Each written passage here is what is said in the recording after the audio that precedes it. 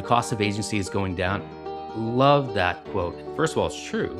And then secondly, that should de-escalate any level of fear of AI taking over. The opportunity for increased agency and being able to actually perform within more of an unbounded way, as long as you, again, roll up and align to company goals, missions, what is measured as success, then you've never had more freedom than you've had now to show who you are, how you like to think, and what you represent. Hey everyone, I'm Karl Simon. I've been helping companies transform their business, their workflows, their insights for over 3 decades now. And I've been passionate about doing that from day one, back from the days when I was at Oracle, working in manufacturing, and realized we have to improve the way we get orders out the door same day, or at worst case, one day, and we didn't have the insights to do it. So I learned database management and creating new database structures by going to my local bookstore at that time, like a Barnes & Noble, picked up the Data Warehouse Toolkit by Ralph Kimball, and immediately immersed myself into it overnight, adapting to the requirements so that we can actually improve our insights at Oracle for manufacturing distribution overall. Through my career, I've carried that passion forward to do the same, whether it was to digitally enable companies, to adapt to mobile, social, big data, and now, of course, generative AI as an extension of AI ML. One of my last stops before I co-founded Subatomic, I was at a big conglomerate in retail. It used to be named Hudson's Company, that had all the brands underneath it, like Saks, Lord & Taylor, Gilt.com, and a host of others. And now is more overall considered or branded as Saks Global. It was all functions, all data across data engineering, business intelligence, and AI and ML.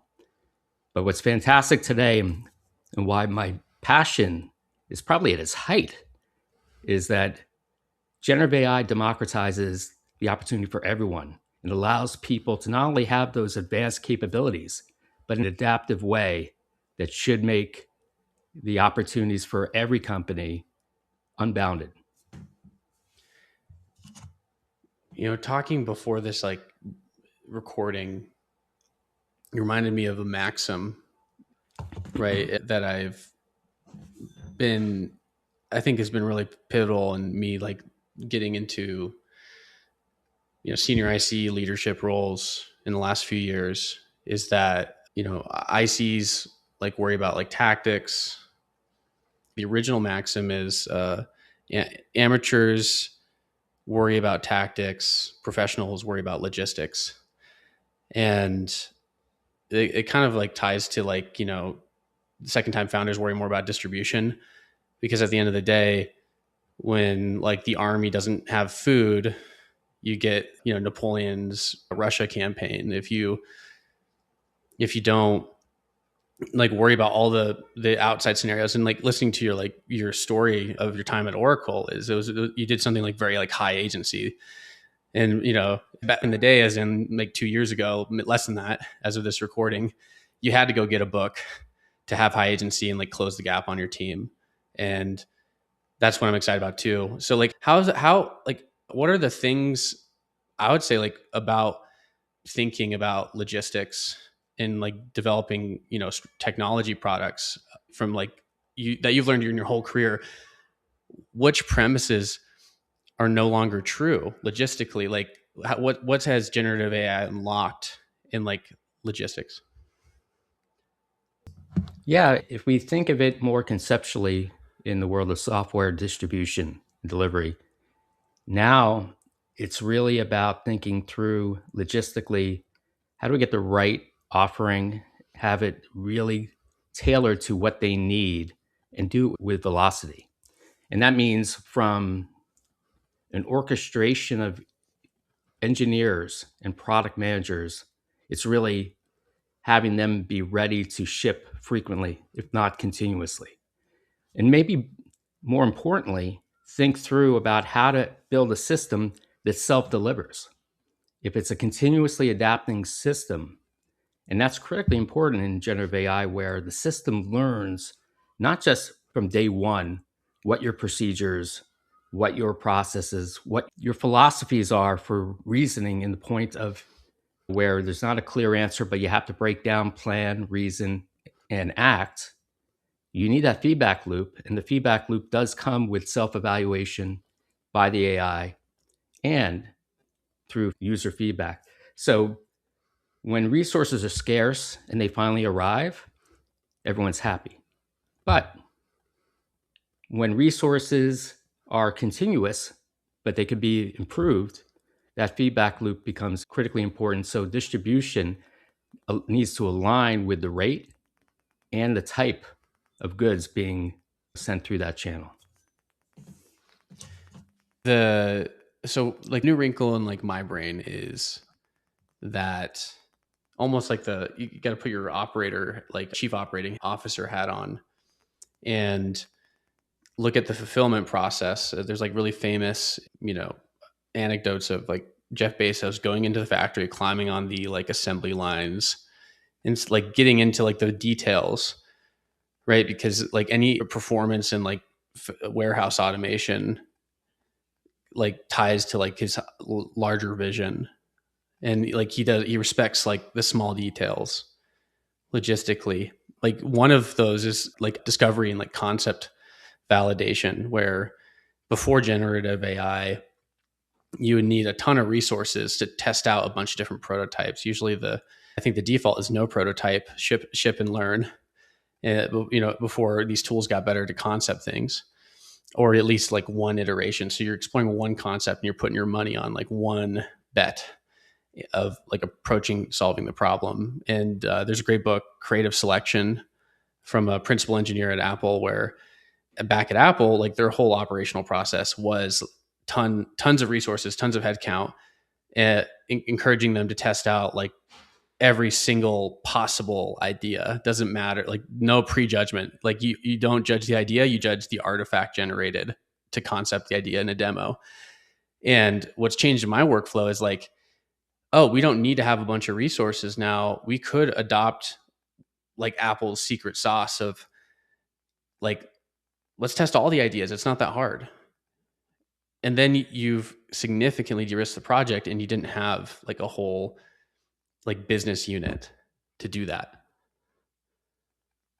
I love that idea, Caden, because ultimately you want to collect market feedback at the rate at which it can be provided and by really a number of representatives across the different locations. You talked about an executive going to the warehouse floor for the warehouse logistics example, but it can be for any product you're delivering for any target market that has a very specific need. One of the first things you do is you do want to collect what they need, but at the point of trialing multiple ways and variations, you can collect a lot of different data rapidly. But the key point or the key part is that you are on the front line listening, gathering that feedback. In addition to the system doing it itself, you hear about how it needs to actually evolve quickly. And you can do that in the world of product and engineering now because you can spend less time in the back office or developing and engineering products because the capabilities through AI now allow us to accelerate so many of those tedious tasks, including coding on the engineering side. Now you can get out front and listen continuously with the customer, not just go there every few months, go there to the market and collect additional information about what should actually feed the pipeline for release schedule, but be that continuous delivery mechanism that actually provides the right information, continuously improving over time.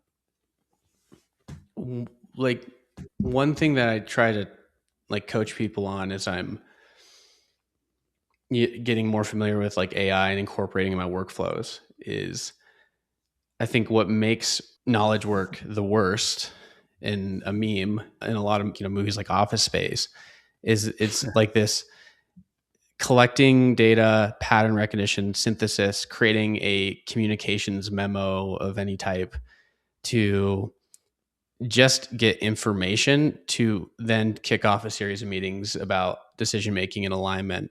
And a lot of like office worker skills, like knowledge, I guess I would say knowledge work skills that you learn in college is mostly about just getting to like a synthesis of like data. And then you have to like rise to the ranks of the org chart to be more strategic with that information. And so like everyone underneath like the middle management is job is to get data for management for the most part. That's what I've seen. And then if you want to be more strategic, you have to work extra hours. And I'm like, really, like AI isn't replacing jobs. It's just it's the next level of abstraction. Like how can we be better planners? How can we move more methodically, knowing that like once we have high conviction and idea, the delivery timelines are a lot shorter. And so we have more time to like develop taste. Like for me, weird outcome of this whole thing in my personal life is I read physical books more. Like, and I'm like, whoa, like I have time to just like not feel guilty about focusing on a book. And I'm like, why is that? It's because audiobooks made it easy to multitask because you had to do other things, right? You had to collect it, you had to write that report or anything like that. And same thing, it's like you had to depend on a human to get that context. And if that team member is not a team player, your host. Like, and then if you have high agency and you try to like get that information and go around them, then they get mad and you're stepping out of your lane. Those don't exist anymore. Like we don't have to wait for a data scientist to get the data we need. And what I like about the premise of like the your current role at Subatomic is like the positioning basically is that premise of like, hey, you don't have to have everyone on the bus. I think like one of the premises from like Ben Horowitz's book, The Hard Thing About Hard Things, is that which I think like the premise, I mean, it's still like true, but it doesn't necessarily, it's not as like binary anymore that like, if you don't have the right people on the bus, your company won't succeed. I don't think that's true anymore.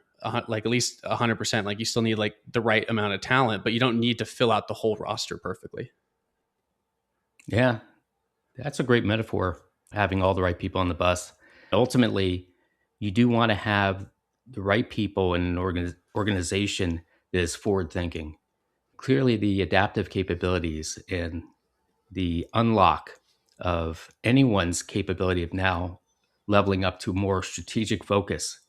And therefore, it's not only just at the top level where the strategic thinking comes, but everyone has more time to do their more visionary or thoughtful or looking consideration type of work, because as a product manager, you don't have to create PRDs anymore.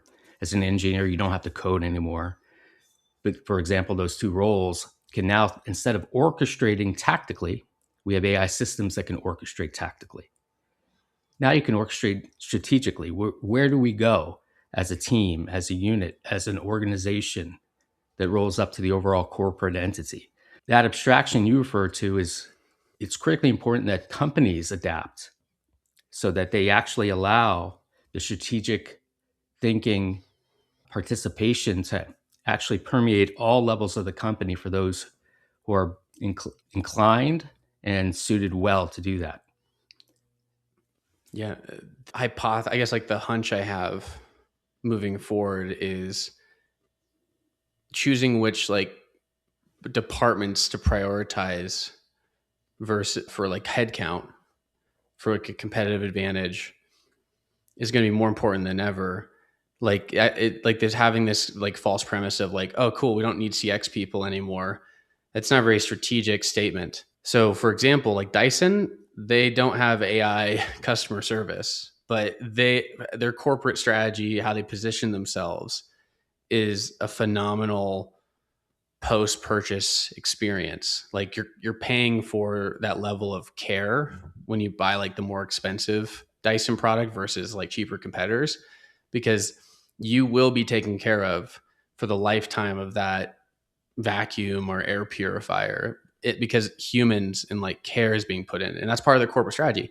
Maybe for like a small SaaS company, yeah, you could use like intercom to like handle support, but that's not about like devaluing like a job family or like human.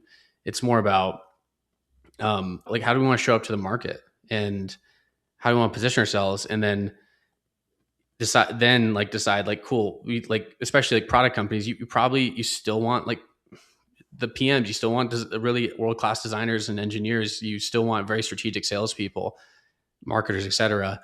But then you want to like get AI agents for maybe automated testing, because we're not doing like a very highly regulated product, and it's more like byte, shuffling. And maybe you could use like Codex or Cloud Code to run the regression tests automatically. But maybe if it's a fintech company, you want the QA engineers to really make sure. So I don't know what, like, that's just me thinking out loud. I don't know what you think about like that premise, if you could add to that. Oh, agreed. Well, let me put a more evolutionary spin on it because ultimately, 100%, you still need all those people, all those roles, but you can now scale what you can do. And again, whether it's performing more strategic work or shifting your focus to growth, if you're a back office person, maybe in the world, again, with subatomic, deliver solutions to really any domain, any industry, any company. But we would focus a lot on the wealth management, the wealth advisory space. And as you said, you want QA people to make sure everything is right. Now, in the world of AI, if you build with rigor and you build on a unified data layer, whether it's a data warehouse, data lake, or a data lake house, and you have it cleansed, standardized, and you build those AI workflows on top that can actually pull the right information at the runtime, not just to meet the particular question you have, but if it's a multi-step reasoning process, you have the ontology of decision making and reasoning that is pulled at runtime to make sure it does it properly, with observability built in to see exactly what you did from start to finish.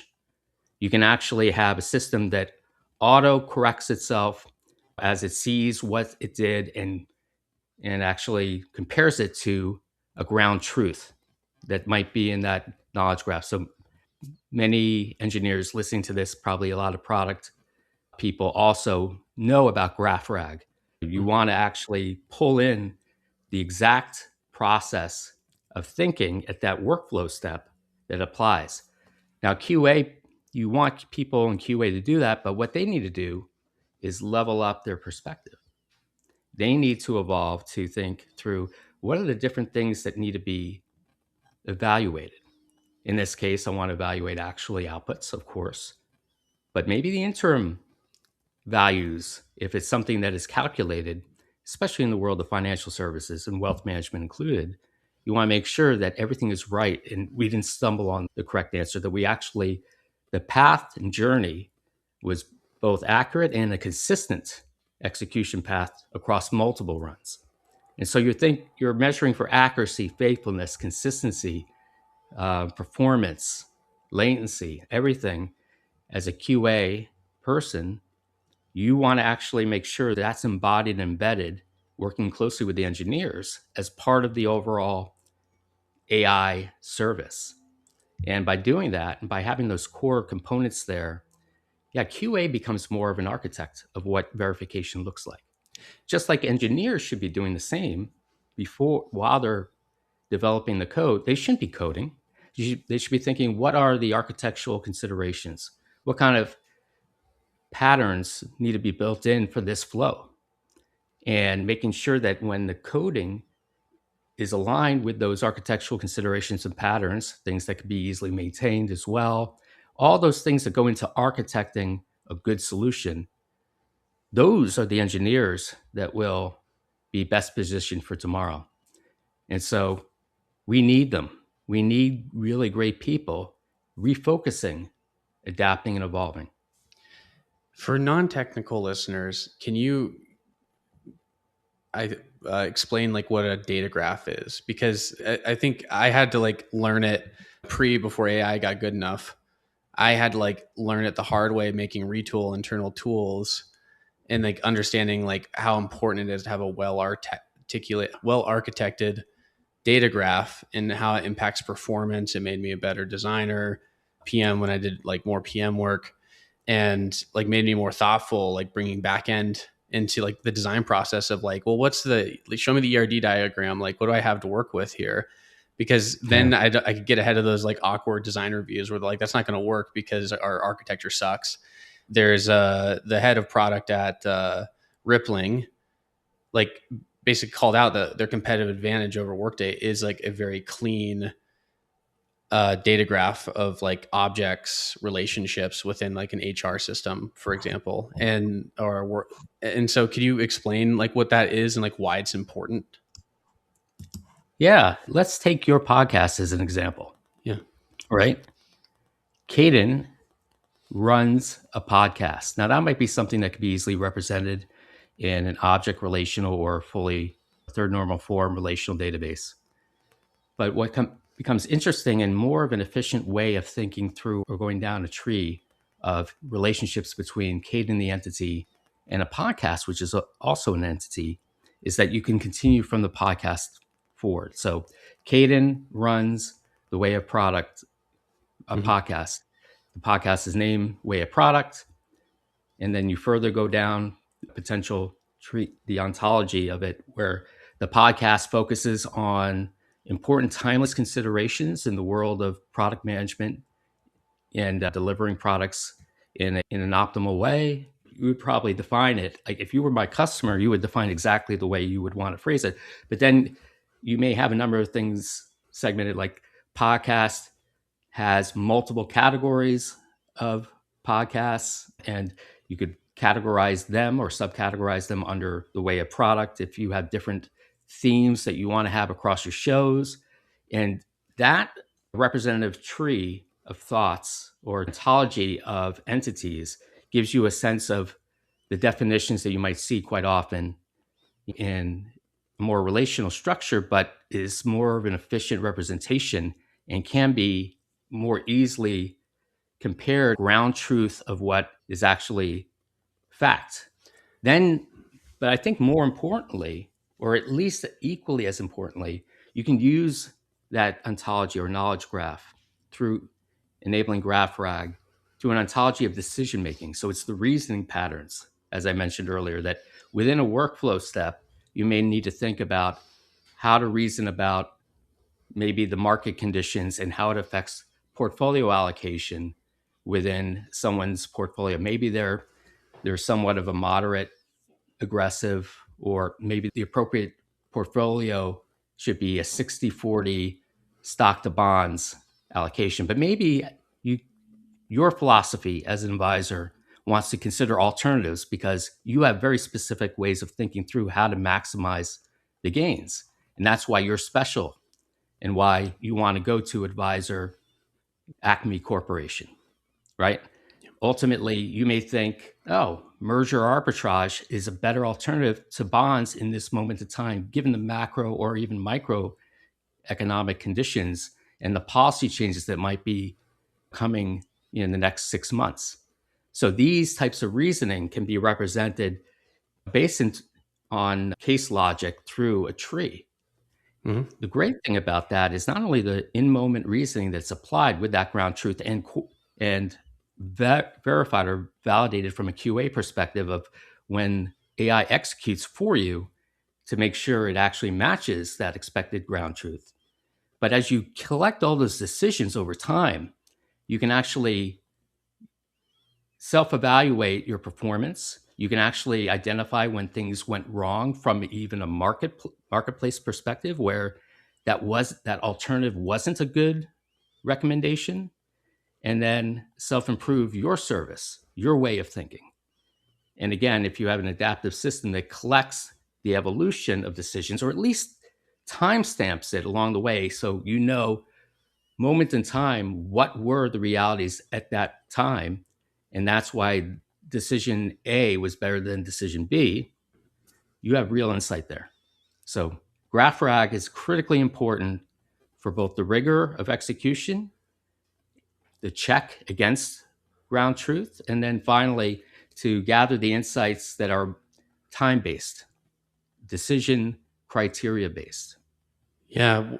Like I would go as far as to say that you're like, if you show me someone's data graph, like of you're showing me the business logic, you're showing me the strategy of the business, because you don't want your graph to be the same as your competitors. Like that's where you could get the competitive edge in like the architecture. And then retrieval augmented generation, that is almost adding like a higher level fidelity on top of like the entity relationship architecture, because now you're adding like, here's like the logic that which used to be scripts or whatever, or lambdas, like hard coded like business logic. Now you're taking more like policies, so that the AI could understand like the relationship between like all your business objects, and then like make decisions on behalf of the team. And so like the reason I like really wanted you to, like, to explain that, to the listener, if like your eyes are glazing over, if you want to be good at AI, don't stop what you're doing. Like, listen, is that your basic, like having a very good data graph is no different than having a well written ways of working or SOP document for a human. If you don't have like a very clear mental model of like how the operations should go, and it's very vague, the humans are going to churn. No That's different right. than an AI. And so like being very precise and detailed leads to being able to, and then also you don't have to be an expert in like these things. Like you can research and figure out like what the object model could be, like maybe what are the best practices for customer support object models. If like you don't know, like you could get those frameworks now and then plug it in and test it out with an AI agent, and you've just unlocked like CX capacity. 100%. I love that line of thinking. And ultimately, the idea of having that understanding of execution in a really clear, really case driven logic way, it's not just limited to more of if the listeners are familiar with the word deterministic path, where it is deterministic from what is built into the tree of thoughts. But within one of the steps, as you go down the line of thinking, there could be a step where it is not a decision to make, but more an open reasoning with parameters that need to initiate an agentic workflow or subflow to think through, plan, define, execute, reevaluate, gather feedback, and then finalize. And so there's agency pushed into that moment, that step within, or we'll call it a sub step within an overall step workflow step. Yeah, like, and why a lot of like automation tools like hit a ceiling before AI could plan and be prompted to plan is you get, and I just talked with another guest about this, where they're working on like the service now, like AI native service now, where um like you're like ServiceNow, Salesforce, you're kind of a hostage to the admin. Like it's like a guaranteed outcome, and they know it too. And like that's usually the type of talent that comes into that industry, like solution architects and stuff, is they know it's like, you need me because I'm gonna have all this institutional knowledge in my brain. If you fire me, then you're gonna have to rip and replace this thing. And now with like AI, and what I liked about the subatomic landing page is that historically tools have forced you to fit their model. Opinionated designs the best, and that might have been true. I mean, if you had like a really good concept and you're opinionated, you get Apple, but like that depends on taste.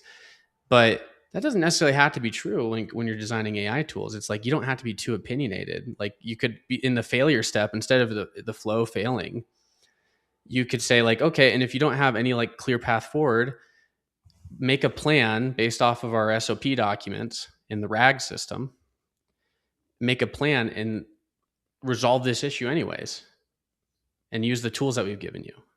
That's really well stated. Ultimately, companies still love the idea that you come in with a lot of domain expertise, and we think that you should. That's why we're focusing on a few industries that include wealth management, the legal teams at enterprise within enterprises, and manufacturing. although again, subatomic fulfills for any industry, any use case within any domain. But ultimately, rather than just saying one size fits all, we can capture your SOPs, your philosophies. So the SOPs have the general workflow execution, and the philosophies are embedded within a step in that workflow, just to bring everything home as we were just talking about. And that means that instead of you having fit into this one size fits all notion, which has been the history of SaaS, of course, you can buy customizations, but then they have to be maintained over time.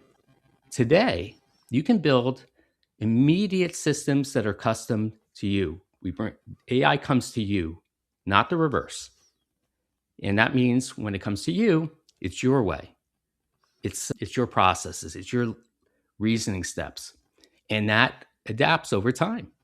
And never has a system been well built or had the opportunity to be so adaptive through continuous learning, whether it's through retracing the decision steps and evolving that decision logic and tree through GraphRag, but also the memory that supports momentary updates at runtime based upon previous experiences that may be procedural or your last engagement with the AI. It's capturing all that tribal knowledge that, as you said at the beginning of that last statement, where an admin says, I leave, your knowledge leaves, but no longer the case. And it's what we call future proofing. And that's really important for us as a company.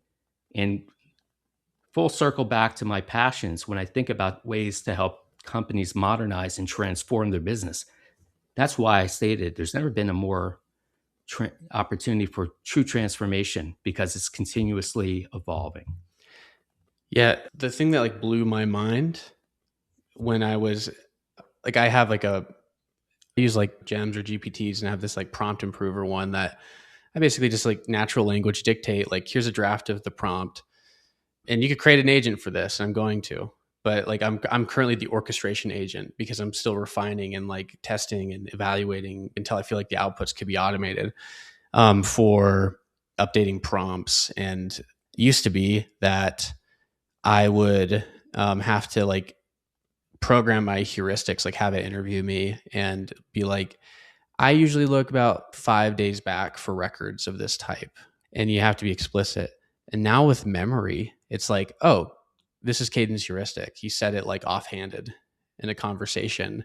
And it like, I mean, that's like, I guess like the Turing test. So, I mean, I think we're way past that now, but like it's learning like an intern would. And then now it like in its planning phase, it will like put like only check back 5 days. Like it will self filter its plan instead of going through like the entire data graph. It's like for this task, the relevant time window before it doesn't matter anymore is 5 days, and it does it by itself. And so then you could just design your prompt to just like reinforce learning using the memory feature to just get your own context. Like you collect it yourself, and then that just unlocks. I'm reading physical books again. Like, what can I say? That's really like the unlock.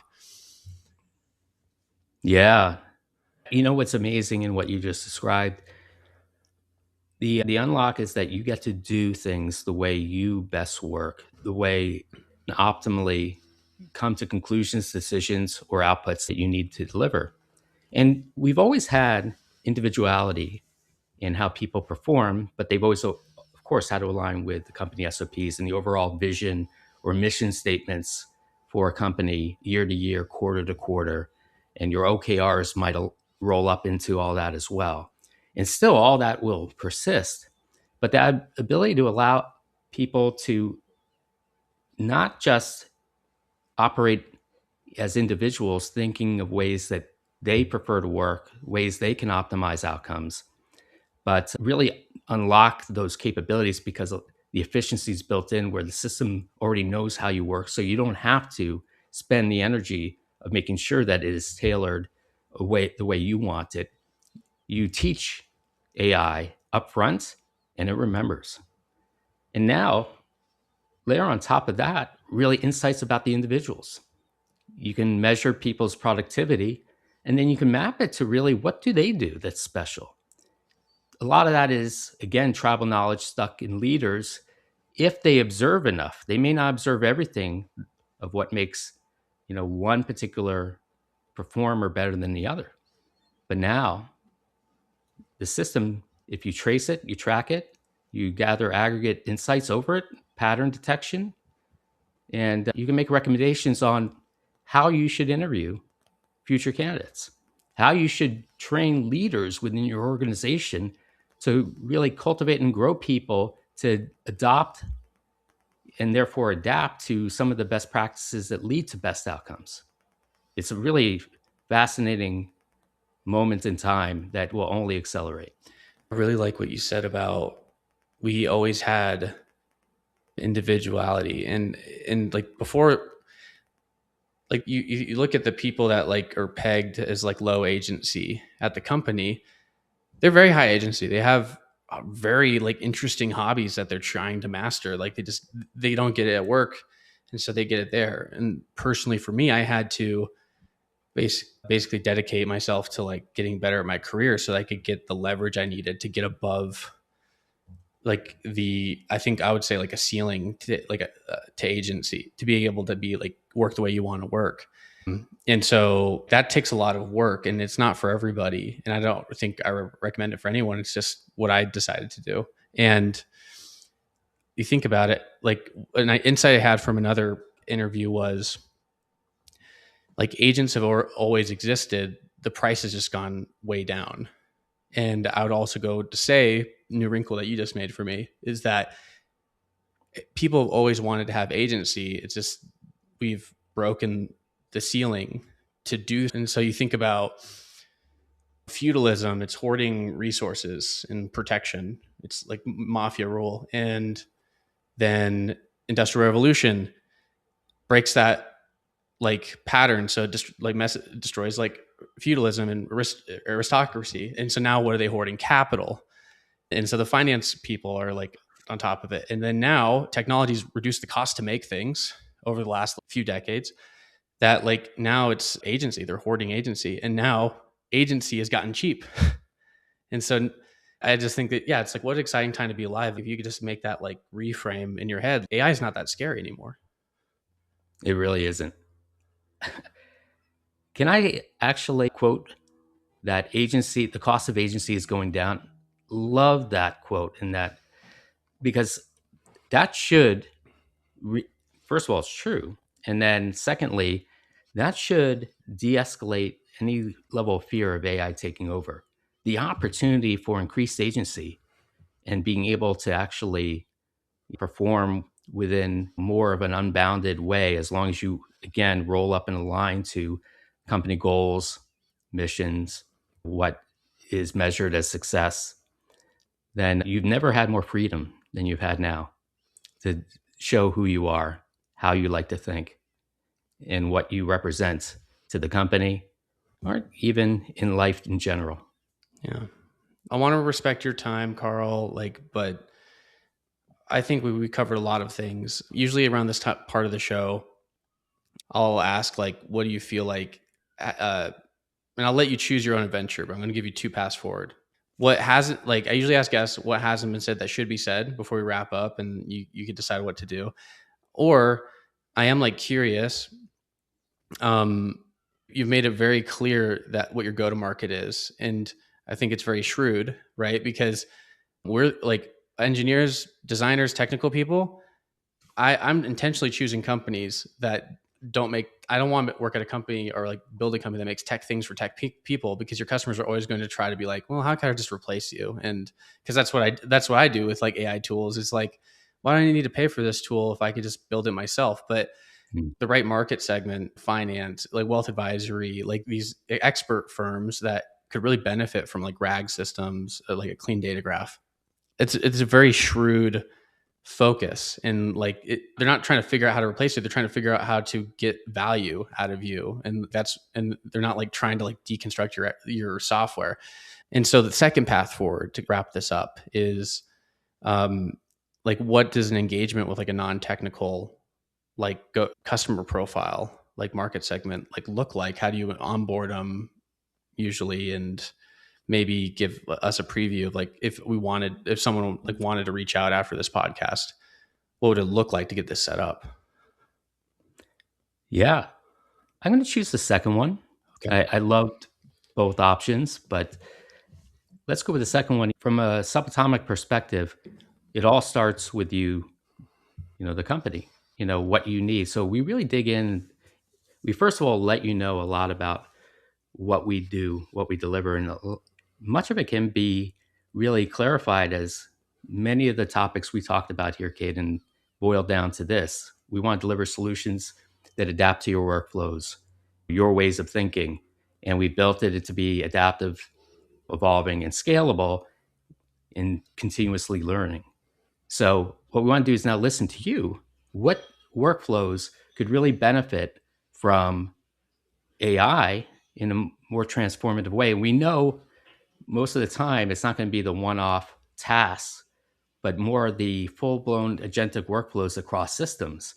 So what are some of the pain points that are either causing you to move too slowly and velocity is important to you, too costly, which sometimes that's highly correlated with speed, and maybe limiting your growth, and then think through impact up front.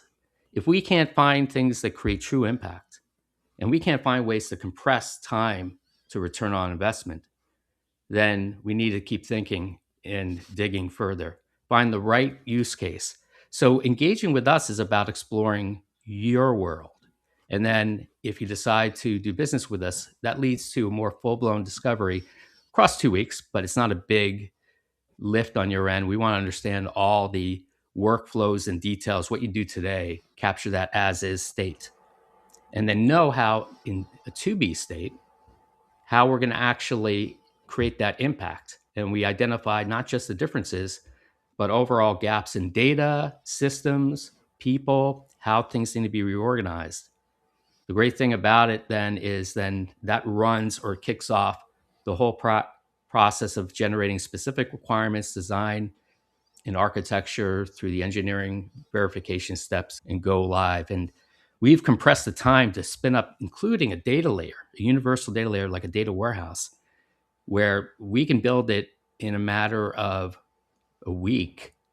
And load it is just a function of how quickly we can get the data out of the source systems into the final state. But we have actually built engineering practices that automate the whole process of after we've talked to you in discovery, it feeds into every step and auto generates the architecture diagrams, the planning, and the building. And we have agentic teams that are performing most of this stuff because, as we talked about earlier, we have engineers that architect, we have QA specialists that architect and plan.